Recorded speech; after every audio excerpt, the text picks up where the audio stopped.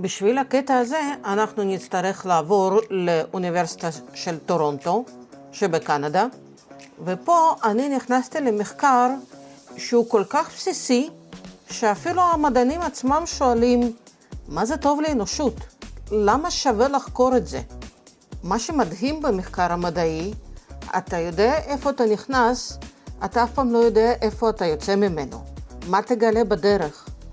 לכן תחזיקו חזק, אנחנו צוללים עמוק עמוק לתוך הביולוגיה של התא. פה ציירתי גרעין התא, שבתוכו יש את ה-DNA, ומעליו יש את המבנה המוזר הזה שנקרא אנדופלזמיק רטיקולום, או בקיצור ER. ל-ER יש המון תפקידים, אחד מהם לסנטז חלבונים. המכונה שמסנטזת חלבונים נקראת פוליזום. פוליזום מורכב מ-RNA, שכבר פגשנו כמה פעמים, וריבוזומים, זה הלחמניות האלה שמצוירות יושבות על ה-RNA. הפוליזומים שמחוברים ל-ER הם אלה שמסנטזים חלבונים שנזרקים החוצה. למשל אינסולין. אינסולין מסונטז בתוך התא ונזרק החוצה לזרם הדם. הפוליזומים שמסתובבים חופשי מסנטזים את כל שאר החלבונים. הפוליזומים מורכבים מחלבונים ששייכים לקבוצה של חלבונים הכי שמורים באבולוציה. הם כמעט ולא משתנים לאורך מיליוני שנה. אבל חוץ מהחלבונים השמורים, יש שם עוד המון שחקנים, זה מכונות ענקיות, והשאלה המחקרית הייתה, האם המכונות שיושבות על ER שונות מאלה שמשוטטות חופשי. הסתבר שלא רק ההרכב של המכונות הוא שונה בין שתי הקבוצות, גם החלבונים השמורים לא ממש שמורים כאן. זה מפוצץ את המוח. מה לעשות עם המידע הזה? אנחנו כרגע עוד לא יודעים. אנחנו למדנו עוד קצת על המערכת שיוצרת חלבונים כמו אינסולין. יכול להיות, אם אנחנו נמצא עוד כמה חתיכות מהפאזל הזה, אנחנו נוכל להמציא תרופה חדשה לסכרת. מי יודע?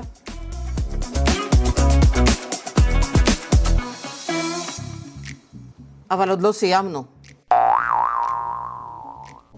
על הדרך, תוך כדי שהעולם, כמו שאנחנו מכירים אותו, מתפוצץ לנו בפרצוף עם הפוליזומים, ראינו בקצה העין שהחלבונים שאחראים על פירוק הסוכר בתא וההפיכה שלו לאנרגיה, איכשהו גם קשורים לפוליזומים.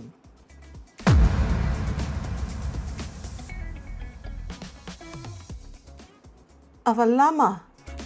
די, לחלבונים האלה אין אפילו את הצ'ופצ'ק הזה שמחבר בין חלבון ל-RNA. איך הם מצליחים להתיישב שם בכלל על הזנב של פוליזום? ועוד יותר מעניין, למה הם יושבים שם? האם יש לזה משמעות?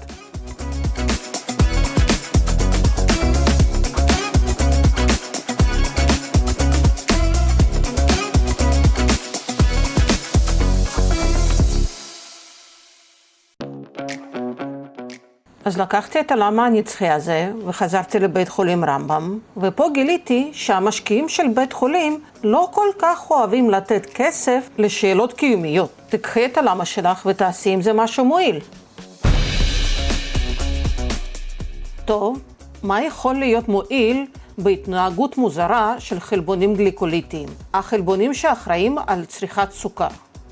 מי שממש אוהב סוכר זה תאי סרטן. הם תלויים בהספקה מתמדת של כמויות אדירות של סוכר לתוך התא. אוקיי, בואו ניקח אחד ועוד אחד ונראה מה קורה עם המערכת הזו בתאי סרטן. מסתבר שהתופעה הזו אופיינית לכל הסוגי סרטן שהצלחתי לבדוק, ובדקתי הרבה. זה אומר שזה משהו בסיסי, לא איזו מוטציה אקראית. וחוץ מזה, אם מפריעים לחלבונים גליקוליטיים להתיישב על RNA, זה ממש פוגע בגדילה של תאי סרטן. זה כבר משמעותי. אבל בשביל להביא את המערכת הזו למשהו פרקטי, צריך להבין קצת יותר במנגנון. אז התחלתי לחקור. וכשהתחלתי לחקור, הבנתי שזו מערכת הכי מורכבת שראיתי בחיי. הכל תלוי בהכל. DNA, RNA, חלבונים, הכל קשור להכל. אתה נוגע במקום אחד, בשלושה מקומות אחרים זה משתנה. וגם המשתנה הזה הוא שונה בין סוג סרטן אחד לסוג סרטן אחר. מהמחקר הזה יצאתי לא עם הלמה הענקי הנצחי הזה. יצאתי עם הרגשה שהחיים מסובכים מדי בשביל לחיות אותם.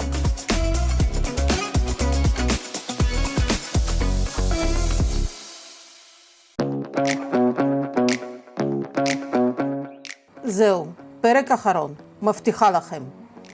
משאלה למה של מחקר אישי שלי, שאלה אחת ויחידה, עברתי לי לטפל בהמון שאלות של חוקרים אחרים.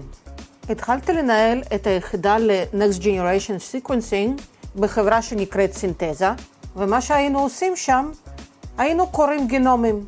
כל מי שצריך לקרוא גנום בשביל השאלה המחקרית שלו, יכול לפנות אלינו ואנחנו נקרא בשבילו. לקרוא בגנים זה כמו לקרוא בקפה, אבל קצת יותר מדויק. תתארו לכם ספר שאתם יכולים לקרוא שם את כל האותיות, אבל אין שם רווחים. איפה המילה מתחילה ואיפה היא נגמרת, איפה מתחיל המשפט ואיפה הוא נגמר. מה הסדר של מילים במשפט? כל זה תצטרכו להחליט לבד. יש לכם רק את האותיות. אנחנו מסוגלים לקרוא גנומים של הכל, של וירוסים, של חיידקים, של צמחים ושל בעלי חיים. אנחנו יכולים לקרוא גנום של גזלה פרה-היסטורית שאכל אותה חתול פרה-היסטורי. היה לנו פרויקט כזה. אנחנו יודעים לקרוא הכל. החוכמה היא לשאול את השאלה הנכונה. מה ההבדל בביטוי גנים של עץ הפומלו שעומד בשמש לעומת עץ שלידו אבל עומד בצל? איך השתנתה אוכלוסיית החיידקים במים ליד קיסריה כך שהדגים פתאום נהיו חולים? האם אנחנו יכולים לזהות תאים סרטניים בדם של בן אדם עוד לפני שגילינו בשיטות מסורתיות שהוא חולה בסרטן? הכל אפשרי. אנחנו חיים בעידן של עודף מידע. החוכמה היא לא להשיג את המידע הזה, אלא לשאול את השאלה הנכונה, את הלמה. הפרק יצא לא ארוך מדי, אבל מאוד מאוד עמוס. ככה זה כשמכניסים חיים שלמים לתוך פרק אחד. מעכשיו אני מבטיחה לשאול למה אחד בלבד בכל פרק. יהיה מעניין, בואו איתי.